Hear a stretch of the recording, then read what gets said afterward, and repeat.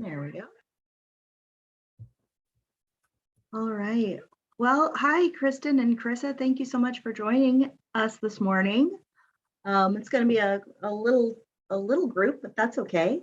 And we can kind of just have our discussion about what went well this year. So, ladies, what went really well for you and your sites this year? And I know some things, but I'd like to hear from you.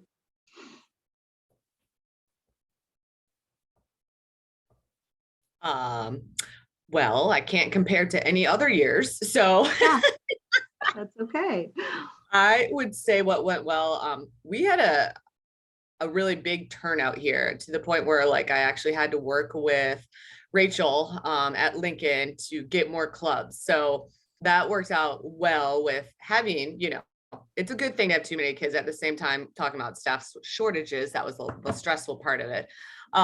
But it was awesome to work with Rachel and try to like figure out new clubs and what to bring. And like we brought a football club over, like the main coach from Lincoln came over and coached twice a week. And so just an experience wide, I mean, what went well are the actual clubs. Like most of them all went well and the kids had fun. Yeah.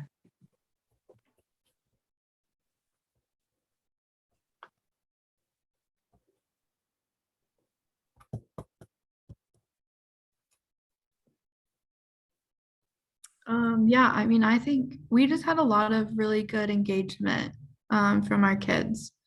And we were able to offer like a variety of clubs that the kids really, really loved and loved a lot. We also had a lot of teacher engagement with the clubs, leading the clubs, which was cool to see. It helped a lot with our students in terms of building relationships with the school.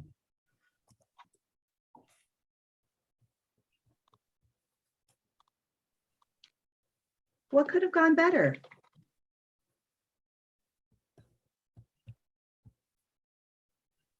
I think I touched on that, just staffing in general, especially coming in mid-January, starting a brand new program. That was kind of like hard to figure out like where to get staff and what's appropriate, not, who, what, where can. So obviously that'll be like a huge focus for me this year, is just having staff, just because COVID was still kind of going on. So like February, it was almost like, I mean, we had 1 or 2 people out every single week, all week. So that obviously made it a bit stressful. Mm-hmm.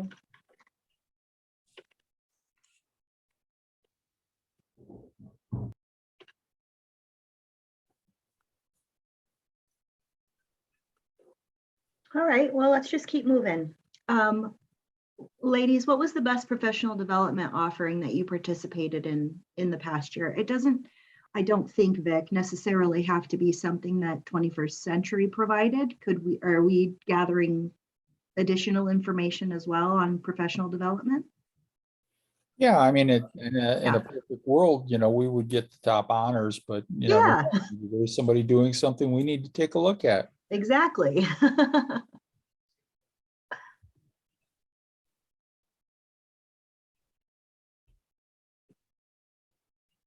I really appreciated Teresa Slaughter's literacy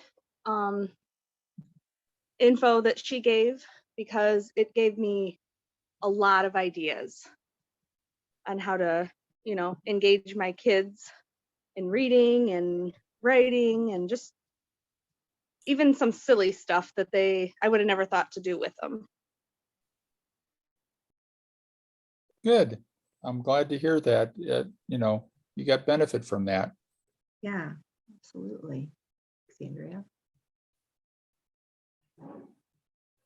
Remember to pass that on to her, Heidi. I will do.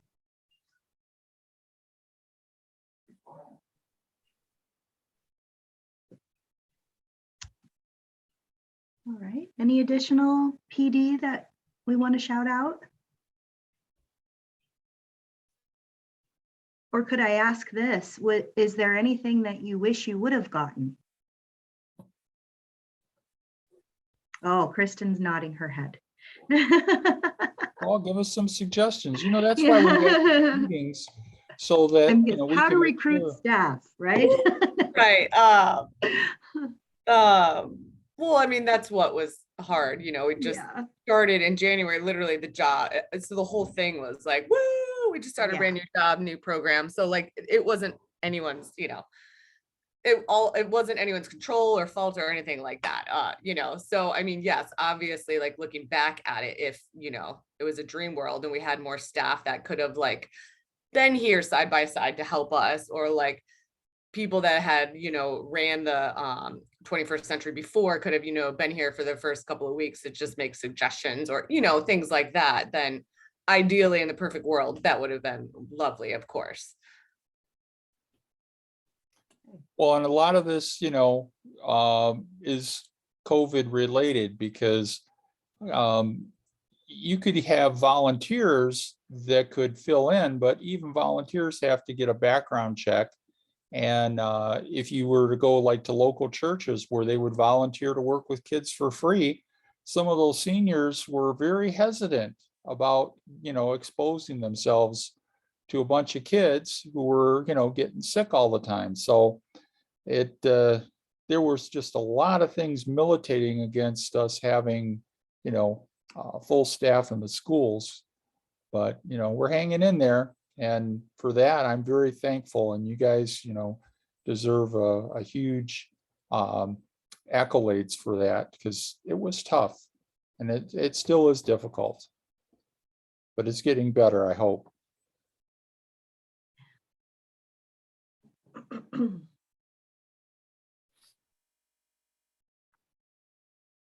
All right. If you could pass on a piece of advice to new staff or a new program site, what would that be? And please don't sell yourself short thinking, well, I've only been doing it for a little while.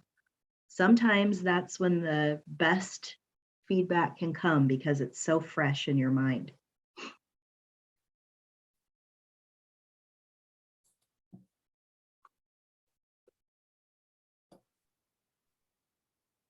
Krista, I'm giving you a moment to think. I feel like I'm chatting too much. No, I'm just taking it all in. Okay. I mean, I think like being really intentional on finding out like what your kids or students at your school are interested in, and building your roster of clubs around that. I'm still learning a lot about my building and from teachers, students, and families about like what some of those new clubs are that we can add. And I'm really excited about the next year and the new clubs we're going to add based on that feedback. So I'd have to agree with you 100% with that, Krista. Yeah. I found out my school is very active. They want lots of active things, sitting, which makes sense in an elementary school, but like, yes, definitely being intentional of like who our targeted audience is would be good. I think Krista may side with me a little bit on this, that starting small is probably better. I was nice guy, brand new. So I was like, oh, let's just let everyone sign up, and had a really big program, which again was great. But then also, that's where we ran into like scattering to try to find, new clubs and everything. And I know Krista kind of started in the middle of the year and she had like 80 that had signed up, that's a ton. So, which is great. Again, the need is there, obviously, but just maybe that's kind of what I've like told Claudia, like start small maybe, and then you can always add a club and then add people to that club, don't just like add all the kids and then try to find clubs. Yeah.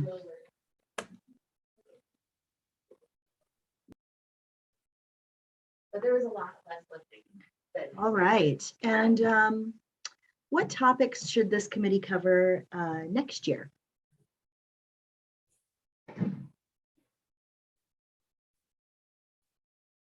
Any ideas? I know not having been, and Andrea's still here. Yes, Andrea is still here. I'm new. Kristen and Carissa are fairly new, so I'm not sure, Andrea, if you've participated all year long and seen the agenda topics. If there's anything that you thought was really beneficial that you wanted me to make sure is included in the coming year. or? Actually, this was my first year doing an Okay, after school program as well. So I came into Ah. it not knowing anything. So great. I've actually learned a lot. Mhm. I also went back and I looked at different things from the last few years on the website, like Mhm. different trainings and things like that that I could watch when I had some free time. Because I actually don't work at the elementary school. I work at the high school in our district. So I'm not around the elementary kids all day. Oh, So it is kind of fun for me to get away from the teenagers and go hang out with the little kids every day. So as far as I don't know what to keep going, just ideas, I guess, just new ideas and ways to keep these kids entertained sometimes. yeah. Yeah. I know, like, I don't know about other districts. I would assume it's similar, but just transportation was a barrier for us. So I guess like creative ways to, if there are any, I guess, to address the transportation barrier. Because I had so many students that would have really benefited from programming that weren't able to attend just because they didn't have someone to pick them up after clubs. So you know, or how we can still offer clubs to students with transportation area, barriers. And I think too, like maybe just the recovery from a post-COVID era. I guess we're not post-COVID, but Mhm. post-COVID like regulations, and just trying to rebuild that safety and trust, to bring, you know, volunteers um, and staff back into the building, or you know, even letting student like you know, building that back with the families too, so they can stay after for after Mm, school programming, if that makes sense. does. I can speak to the transportation issue. You know, everybody has a shortage of bus drivers, first off. However, you know, just taking kids home from a program, maybe you don't need a big school bus. Maybe you can take those kids that have transportation issues home in a van. So maybe partnering with like the Boys and Girls Clubs. Some of those clubs have vans, and you can reimburse them for their gas and the pay for the driver for taking those kids home. You could also do that with a local church group. They may have somebody that you know, provides transportation for the church members that could you know, participate in that. So that's what we have the flexibility to do that, as long as it's okay with the host school. So you can't just go ahead and say, oh, Vic said we can do this. You've got to go through that chain of command. You know, so talk to the building principal, and then talk to the person that's overseeing the program director for 21st Century, and make sure that it's okay with the district rules as well. And then, yeah, you can move forward with that. So difficult times. And, you know, sometimes we rack our brain trying to think of these elaborate lessons to get kids energized. And there's some simple things you can do. Before I got a formal license for teaching, I used to do a lot of subbing. And what I would do is they principal would be waking me up in the morning. Oh, I need somebody to come in. And I said, all right. Listen, I'm gonna get in the shower. I'll be there in, you know, 35 minutes. But here's what you have the kids do. Tell them to take a piece of paper, fold it in half, and or fold it up so that it's like you know, a little card that they can stand in there, put their name on there, and then draw a picture. And if they need to use another piece of paper to draw a picture, that's fine. But I want them to draw a picture about something they like and be prepared to talk about it. And I get in there and I call on the students one at a time, and they'd tell me about what they like. And I'd say, oh, you know, I see there's another student over there that likes the same thing. Maybe you should talk about it, and you could become friends. And, you know, half the class period was over by the time I got done with that exercise. And then a student would say, oh, are you going to take attendance? I said, already did. And, kids like to share. And then I would look at, whatever the teacher had left a lesson plan. And sometimes they didn't leave a lesson plan. And then the principal was really upset. But simple things with kids, have a topic and have them get together and talk about things.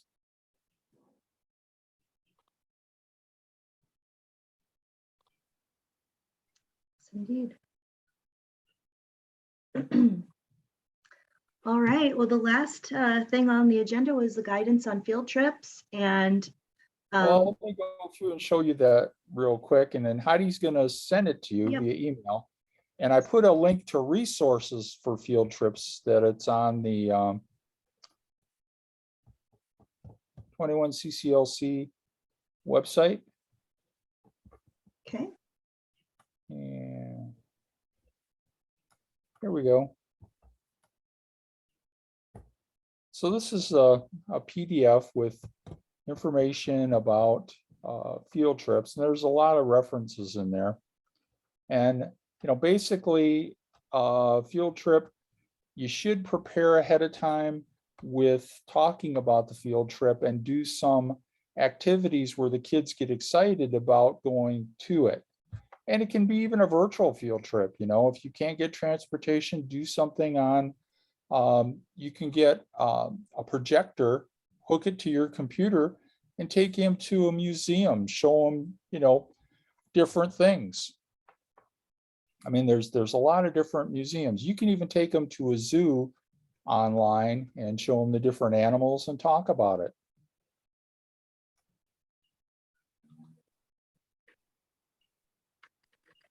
There's a lot of research in here too.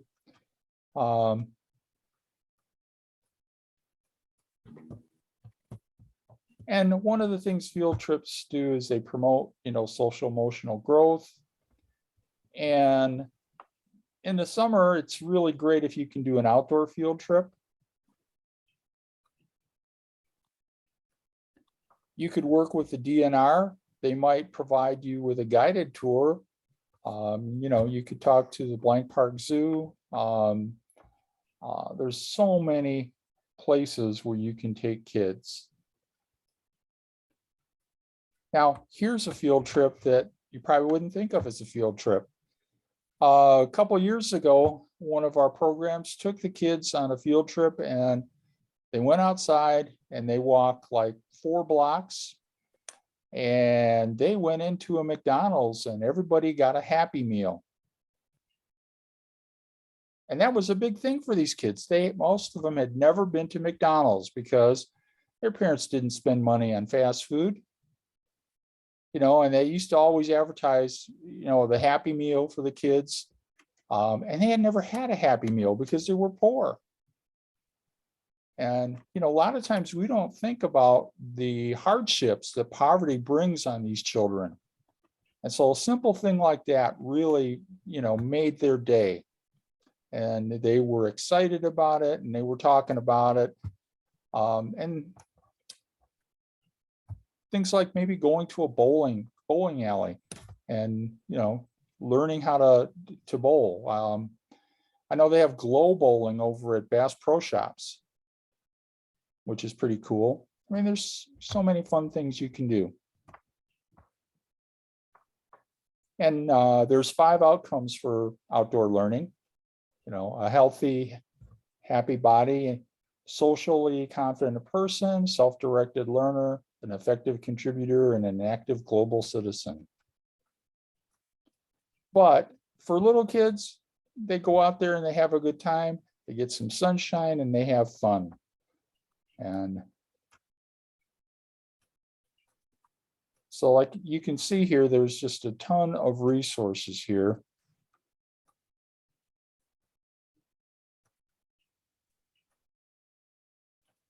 And probably one of the biggest references on here is NASA's guide to taking a field trip to the amusement park. It's a couple hundred pages of things that you can do ahead of time to get kids and show them the learning at an amusement park where kids can learn about centrifugal force and correlate what the rides with what happens when you're, in space. Some of those same kind of experiences. So basics on planning a field trip. Plan your trip, a month in advance or more if you can, and talk about it. Let the kids know that this is coming up. Do a map activity. Show the kids on the map where they are now and where they're going to go, especially if it's a long one. And then do some web activities. The internet is just full of stuff. And then do a library activity. Take the kids and find a book that's related to the field trip. And then you're making all these connections. And then design a lesson about the field trip, and then do some virtual field trips as well. And then you want to stress behavior on a field trip. And talk to them about what you expect from them in terms of behavior, that they have to get in line. They're gonna, need to take turns, that they're gonna have to be on their best behavior. So all of these things I think are important. And that's one thing with the 21st century, all these programs have a little extra money right now, so it shouldn't be a problem to, do a little extra field trips. And I know the kids will be happy.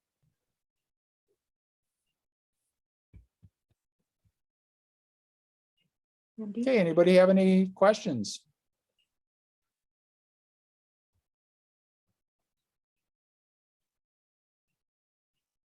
All right, well, I want to thank you all for taking time out of your day, and we're going to let you go a little early so that you can get your programs up and going, and hopefully you got a lot of good ideas that you can make things enjoyable and engaging for the children. Have a wonderful summer. Thank you. Thank you, Vic. Thank you, ladies. Thanks, Heidi. Thanks, Vic. Bye-bye. See ya. See ya.